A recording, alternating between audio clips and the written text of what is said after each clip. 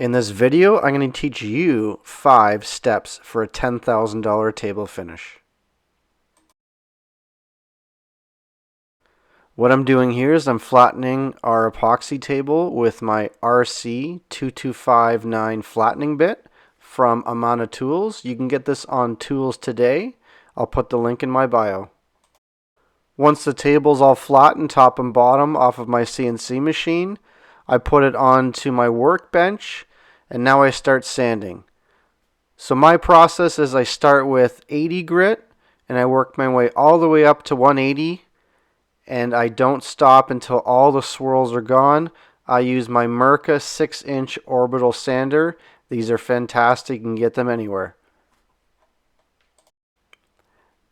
What I do now is I blow off all the little imperfections and all the holes across the table, and I'm using a product called CA glue. This is from Starbond Adhesives, and what this is, it's a dye and it is a glue, and it fills in all the cracks and all the holes, and it dries with the activator in about 30 seconds.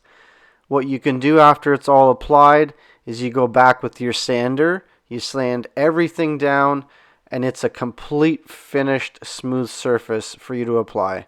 Starbond is amazing. Once I get my table sanded up to 180 grit, what I do is I blow off the entire table, I wipe the entire thing down, I flip it over, and then I remove the C channels off of the back, which were applied before I flatten my table so that the table doesn't cup and warp. So in this next clip coming up here, you're going to see me remove the C channels and I'm going to get sanding on the back of the table. We sand the back of the table exactly like the top with 180 grit. So these are C channels. These get routed into the bottom of the table. You can get these at a couple of different suppliers. I'll give you the name in my description. And whatever you do, when you're taking off these bits, make sure you take your time because you're going to smash your head against the wall if you start to strip it just like I did. What I like to do on the back of my tables is I like to use a product called P-Tech. It's from Polymer Technologies. It's a 50-50 mixture. You're going to see me mixing it here with black dye. What this will do is this will match the black resin. So I use this on the back of the table. I don't use it on the top because the texture and the color is not exactly like black epoxy, and you'll see a bit of difference.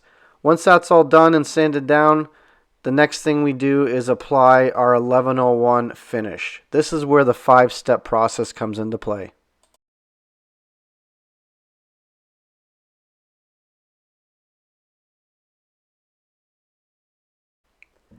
In this clip here, you see me wiping on the 1101 product from Osmo. It's a penetrating oil, and this allows it to soak into the wood and it protects it from the inside out.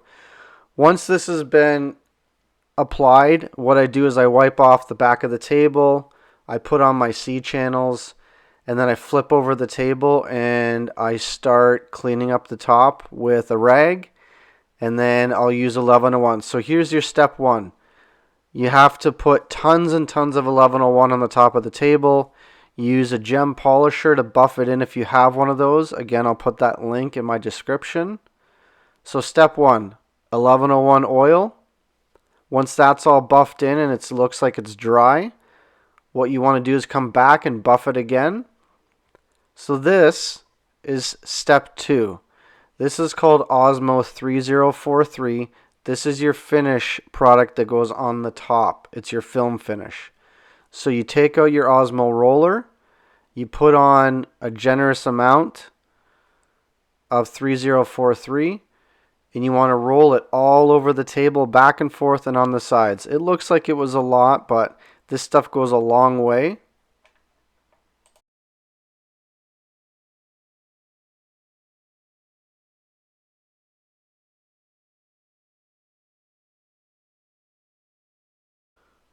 Once I've worked it into the table surface, I like to go over it nice and light with the roller. So this is step 3, very important. You want to sand with 600 grit sandpaper lightly back and forth, and then you want to buff on your 3043.